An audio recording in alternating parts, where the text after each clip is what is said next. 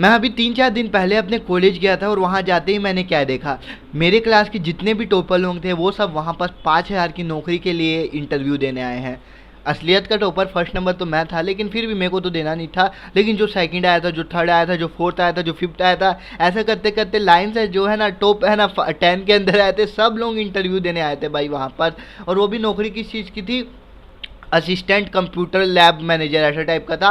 मतलब उसमें बस तुमको ये करना है कि तुमको है ना जो कंप्यूटर लैब रहती है वहाँ पर बैठे रहना है, बच्चे आएंगे तो उनको बोलना है बच्चे लोग बाहर जूता काट दो, अंदर आ जाओ, तुम लोग कंप्यूटर चला रहे हो। वहाँ कंप्यूटर कोई नहीं चलाता भाई, इतना मेरे को पता, आधे तो कंप्यूटर नहीं चलते वहाँ के।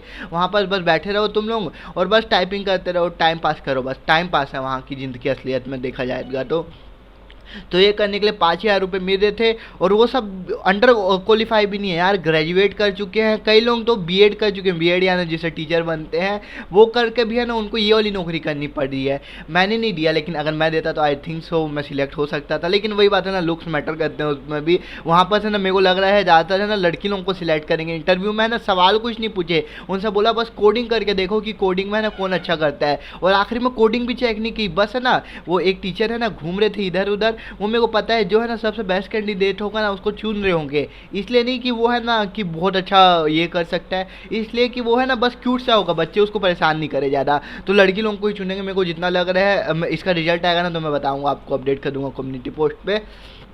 तो इंडिया में इतनी गरीबी क्यों है? एक तरफ आप देख रहे होगे आपके कई सारे दोस्त होंगे जिनके पास 10-10, 20-20, 30-30 एकड़ ज़मीन है, क्या पता आपके पास हो।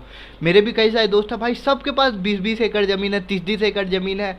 मैं लिटरली बोल रहा हूँ भाई, मेरे पास ना 1 एकड़ 1 डिसमिल ज़मीन नहीं है, मेरे पास 1 डिसमिल ज़मीन नहीं है।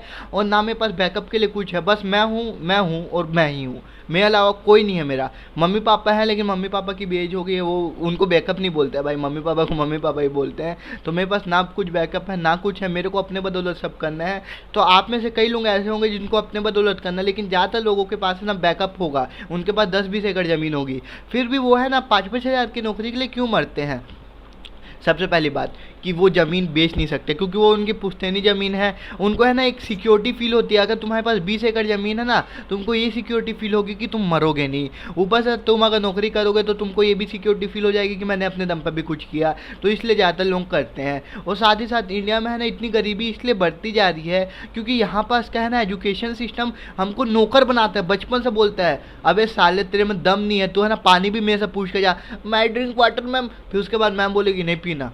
भाई पानी पीने के लिए भी मैम से पूछना पड़ रहा है, और वो भी तुम चौथी क्लास के बच्चे हो। मेरे को लिटरली मेरे को याद है भाई, मैंने एक बार 6 क्लास में था, मेरे को बड़ी तेज टॉयलेट आई थी, मैं एक बार पूछ के गया, फिर वापस आया, उसके है ना 15-20 मिनट बाद वापस आएगी, पता नहीं कभी कभी हो जाता हुआ। तो मैं सर से पूछा, मैं स्पोर्ट वाले सर थे उस दिन, तो मैं उनसे पूछा सर मैं गो टू टॉयलेट, वो मेरे को पीट दिए बिना बात के। वो बोले कि बार बार पेशाब करने क्यों जा रहे, तेरे को शर्म नहीं आती, तेरे को ये नहीं आता। भाई ये क्या बात है? मतलब हम लोग को नौकर समझा जा रहा है कि भाई हमारी पैसे पे तू पढ़ रहा था भाई, हमारे पैसे पे वो पीटी टीचर चल रहा था, उसको सैलरी मिली थी। और भाई एक बच्चे को टॉयलेट नहीं आ सकती क्या? मतलब बच्चे लोगों को टॉयलेट करने के लिए भी पूछना पड़ेगा, ma'am I go to toilet please please ma'am please, और वो पढ़ा रही रहेगी, उसका मूड रहेगा नहीं जाना, तो मतलब तुम वहीं कर दो। ये कैसी बात है भाई? तुमको नौकर बनाया जा रहा है, लिटरली तुमको नौकर बनाया जा रहा है। और कुछ अच्छी बातें भी होती है एजुकेशन की, लेकिन वो बाद में नेक्स्ट वीडियो में बताऊंगा। इस वीडियो में मैं सारी गलत बातें बताऊंगा, इसका 2 पार्ट निकलेंगे वैसे तो भाई मतलब तुम अपनी आप से टॉयलेट करने नहीं जा सकती, ये क्या है भाई? ये तुमको है ना मेंटली फ्री नहीं कर रहे, तुमको मेंटली बैरियर में बांध रहे हैं। तुम बचपन से याद करो, तुमको कुछ करने के लिए दिया गया हो, लाइक मेरे को याद है, मेरे को है ना इसी टाइम को कॉलेज की ही बात याद है, पिछले ही मतलब 4-5 महीने पहले की बात है। मेरे को एक प्रोजेक्ट करने के लिए दिया गया था, बोला गया था कि उसमें है ना C++ की है ना एक प्रोग्रामिंग बनाओ जिसमें है ना तुम है ना कैलकुलेट कर सको क्रिकेट का स्कोर कार्ड, ऐसा टाइप का प्रोजेक्ट था। भाई मैंने उसको है ना 500 रुपये दे के एक तीसरे आदमी से बनवाया, और मैं है ना उसको सबमिट करने गया, चेक तक नहीं किए भाई, उसको पकड़े फेंक दिए, ख़त्म। उसके बाद है ना जो इंटरनल एग्ज़ाम के लिए आते हैं लोग बाहर से आते हैं, वो आती है ना, उसको चेक नहीं किया, बस हाथ में देखे नाम लिखा दिनेश, फेंक दिए। भाई लिटरली मेरे आंखों के सामने में 500 रुपये मेरे को जलते हुए दिखे हैं भाई। 500 रुपये कितनी मेहनत से कमाए जाते हैं, उनके बाप से पूछो ना, उनको तो बस ऐसे ही लगता है भाई। और उसके बाद भी है ना उसने हम लोग का इंटरव्यू लिया, इंटरव्यू इन द सेंस कि क्वेश्चन पूछे, मैंने क्वेश्चन भी सही से जवाब दिए, लेकिन वो सर है ना इतने हाइट के थे, इतने मजाक से हट के इतने हाइट के थे, एक रैप्टे में ख़त्म थे वो बंदा, लेकिन इतना चिल्ला रहा है हर बंदे के ऊपर, यानी कोई भी उसके पास जा रहा है जाते ही क्या क्या खुद बनाए हो, नहीं बनाया हो तुम, ऐसा मारूंगा भाई, बहुत गंदा सुना था, बहुत गंदा।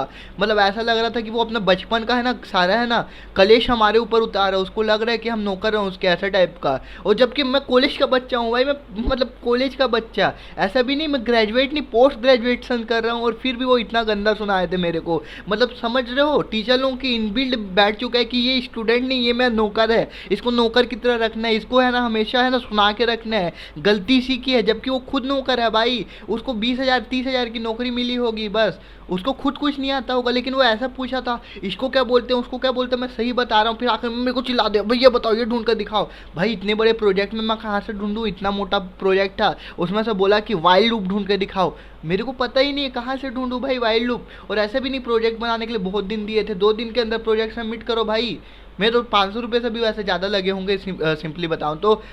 और वो प्रोजेक्ट अब कहाँ पता थे आप लोगों को, वो प्रोजेक्ट है ना हम लोग की जो कॉलेज है ना उसकी सबसे ऊपर वाली छत है ना जहाँ बारिश गिरती है सब गिरती है, वहाँ फेंका दिया, फेंक दिए भाई फेंक दिए।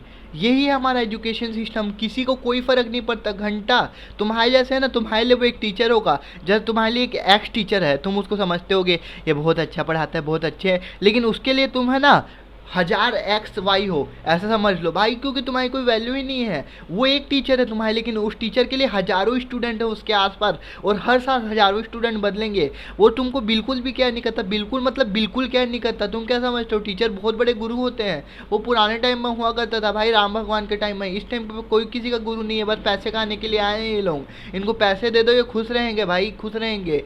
अब कुछ कुछ होते होंगे, कुछ कुछ अच्छे टीचर भी होते हैं, ऐसा भी नहीं बोल रहा हूँ, मेरे को भी 1 2 अच्छे टीचर मिले इन द सेंस, लेकिन भाई ये टीचर लोगों का दिमाग असलियत में ख़राब नहीं, इनको है ना एजुकेशन सिस्टम ने इनबिल्ट, बचपन में उनको पीटा गया था तो वो तुमको पीट रहे हैं, अब तुम भी कभी टीचर बनोगे तो तुम आने वाले बच्चों को पीटोगे, यही सिस्टम चलता आ रहा है और यही चलता रहेगा। इसको बदलने का बस एक ही काम कर सकते हैं, लोड लेना छोड़ दो, लोड लेना छोड़ दो, बस ये बोलना चाहूँगा, लोड लेना छोड़ दो भाई एजुकेशन के बारे में। कैसे भी हो तुम प्राइवेट स्कूल में पढ़ रहे हो, तुम पास हो जाओगे, बस टेंशन मत लो इससे ज़्यादा। और बाकी वीडियो अच्छी लगी तो लाइक कर देना, इसका पार्ट 2 आएगा जिसमें है ना मैं बताऊंगा कैसे कैसे आप एजुकेशन सिस्टम से बच सकते हो।